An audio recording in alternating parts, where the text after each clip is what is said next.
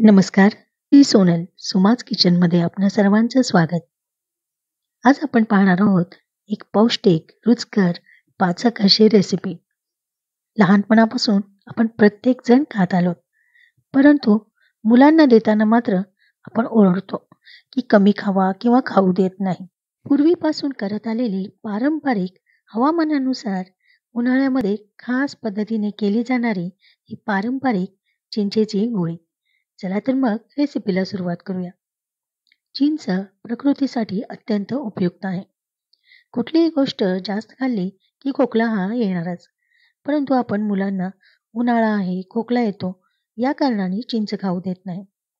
तसं न करता प्रमाणामध्ये, योग्य प्रमाणामध्ये व्यवस्थित करून आपण ती दिली तर त्याचा फायदा त्यांच्या शरीरासाठी उन्हाळ्यातील दाह कमी करण्यासाठी जरूर होतो.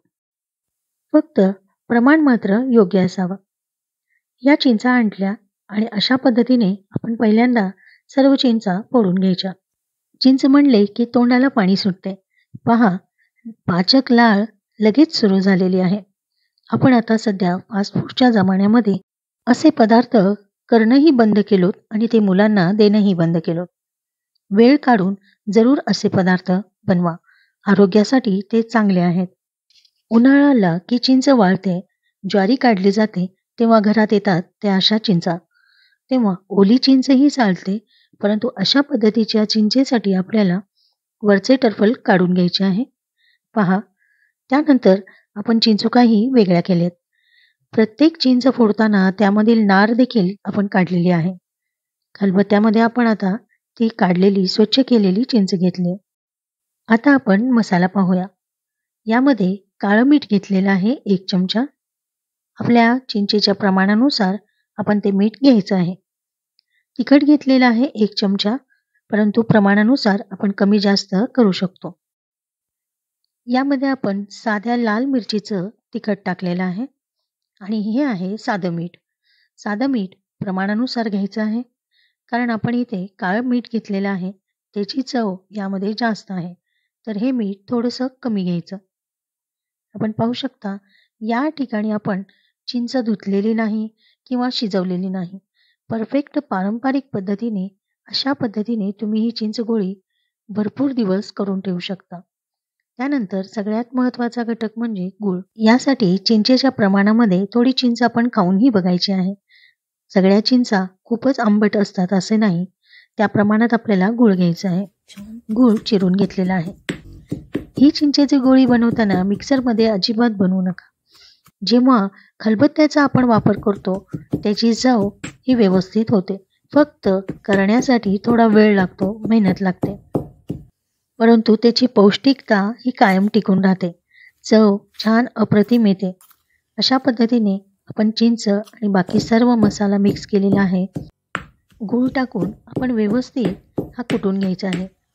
कुटल्यामुळे त्या पदार्थातील रस जो आहे तो व्यवस्थित दुसऱ्या पदार्थाला मिक्स होतो. परंतु तेच आपण जर मिक्सरमध्ये केलो तर ते फक्त फिरवलं जाते आणि बारीक होते. तसं न करता अशा पद्धतीने जे पारंपरिक पदार्थ आहेत ते अशा पद्धतीने कुटूनच करा. पहा, कुटल्याने चिंच गोळी एकदम छान अशी तयार होत आहे. अजून थोडा वेळ आपल्याला कुटावं लागणार आहे.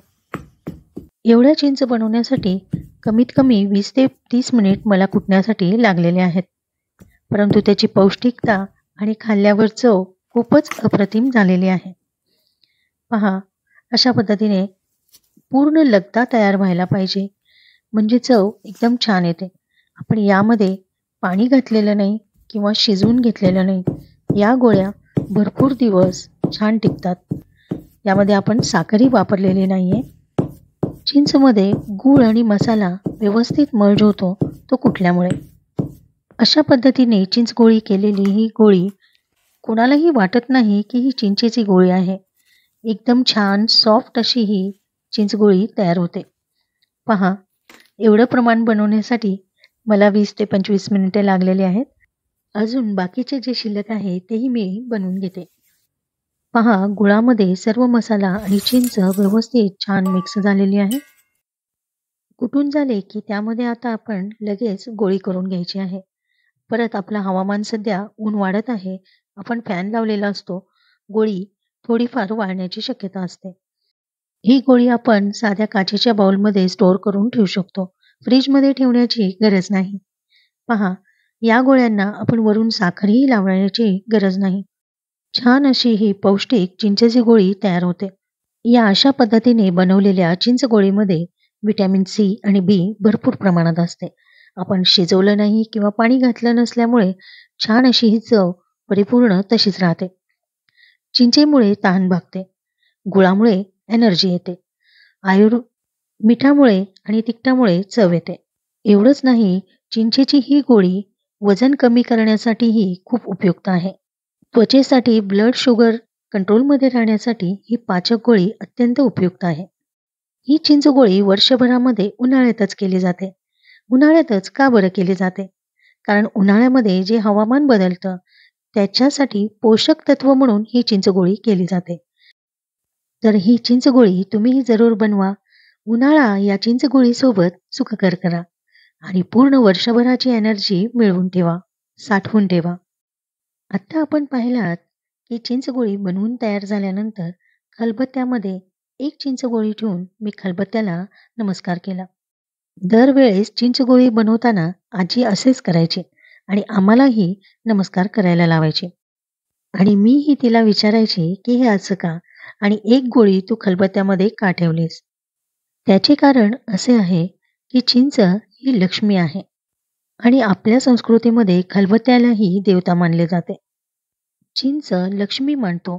मग आपण ती जी गोळी बनवली तर त्या दोष आपल्याला लागू नये यासाठी आपण एक चिंचेची गोळी त्या खलबत्त्यामध्ये ठेवायची आणि नमस्कार करायचा. म्हणजे चिंच कुठल्याचा दोष लागत नाही. चिंच आणि खलबत्त्याचा आपण आदर करायचा आहे आणि तो दोष दूर करायचा आहे. ही परंपरा तुम्हाला माहिती होती का?